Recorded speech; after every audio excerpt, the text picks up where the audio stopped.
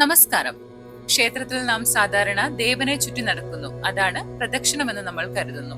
പക്ഷേ ശിവക്ഷേത്രത്തിൽ പ്രദക്ഷിണം വേറെയാണ്. ആദ്യം തിരുനടയിൽ വശം ചേർന്ന് നിന്ന് ശിവനെ തൊഴണം.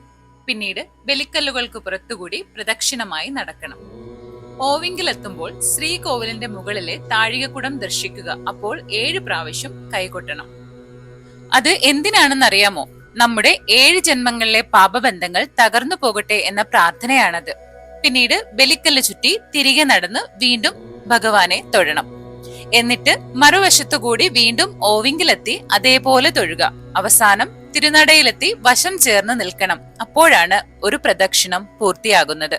മഹാദേവനെ ചുറ്റി നടന്നതുകൊണ്ട് മാത്രം ബലം ലഭിക്കണമെന്നില്ല. ശരിയായ രീതിയിൽ പ്രദക്ഷിണം നടത്തിയാൽ മാത്രമേ ശിവാനുഗ്രഹം പൂർണ്ണമാകൂ. ഹരഹര മഹാദേവ. ഈ വീഡിയോ ഇഷ്ടപ്പെട്ടെങ്കിൽ ലൈക്ക്, ഷെയർ, സബ്സ്ക്രൈബ് ചെയ്യാൻ മറക്കല്ലേ. നന്ദി.